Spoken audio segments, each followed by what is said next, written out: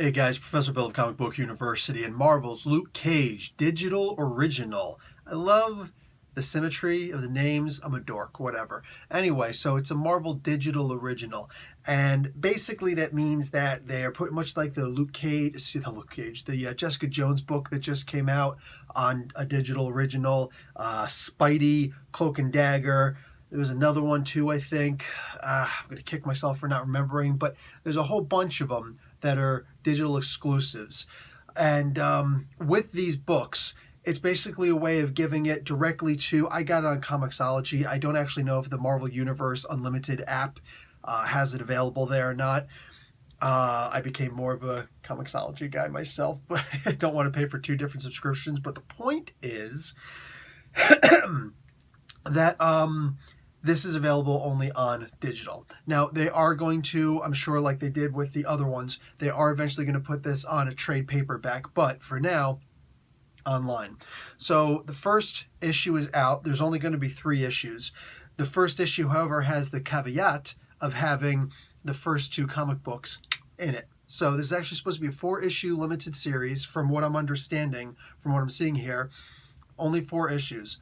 But the first 2 issues are actually in issue number 1. So issue number 3 and 4 will actually be issue 2 and 3, and there won't be a 4, so to speak. Anyway, this was actually really good. This was really good. Let's get into the nitty-gritty of who actually wrote this and everything. So, written by Anthony Del Col, art by Jahnoy Lindsay, cover was by Declan Shalvey. And let's see if I am forgetting something. Ian Herring did the colors, and the letterer VC's Clayton Cowles. So, Shavely and Jordy Bellier did the cover. So, this was fun. When you think about different ways to kill Luke Cage, I'm sure that everybody here has seen Luke Cage's first season on Netflix, right? The big question was, how do you kill a guy who can't be shot or stabbed, right? Can't be blown up. Well, you can think of lots of different ways to try and kill him. Drowning him, poison gas, you know what I'm saying? All sorts of different things like that. So what if they did something like it's a disease? What if it's some kind of a sickness?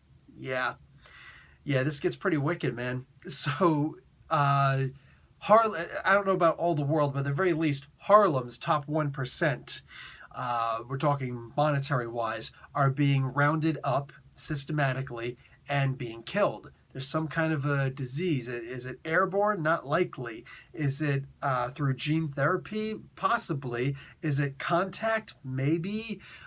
We're not entirely sure just yet, but couple of people have already died, including one person under Luke Cage's watch. Ooh, man, hero for hire. Stock prices going down.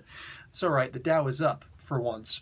So Luke Cage is now taking on somebody else to try and figure out what's going on. They call this guy the dollar bill murderer, because he'll send you a $100 bill, and on it it'll write down like, oh, you did such and such crime in the past. Harlem hasn't forgotten. We gonna get you now.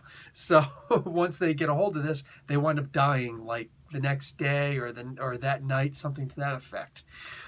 Luke Cage, meanwhile, has his own little sickness down. Yeah, you guys know about what is it? I'll say I can't remember what it's called because I'm not going to go and start skipping through the pages to find out. But the disease, the sickness that you get from multiple concussions.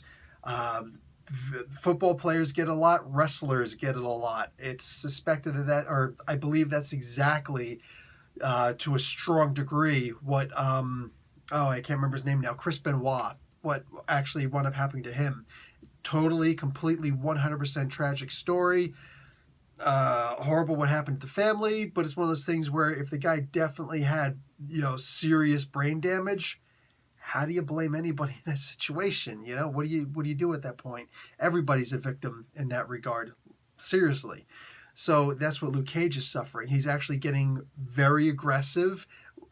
Like he beats up these 2 bodyguards, unknown why, and then you realize what's up. And he's got to see somebody, but he's too busy trying to protect this other guy now.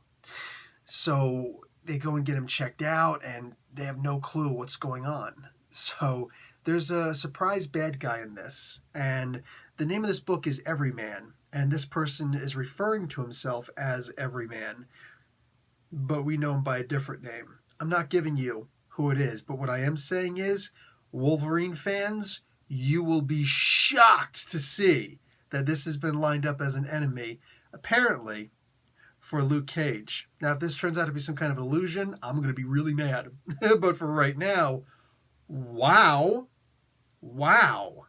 I'm pretty impressed. So we got to see what's what, because this guy versus Luke Cage has got to be fantastic. It's got to be. Plus, Luke Cage has to deal with the idea that Jessica Jones is out doing her thing, and he's stuck playing detective now in this crime case. There's these two FBI agents. One of them is head over heels in love. It's a guy, and it's not like a gay thing. He's just like, he's got this super fanboy crush on Luke Cage.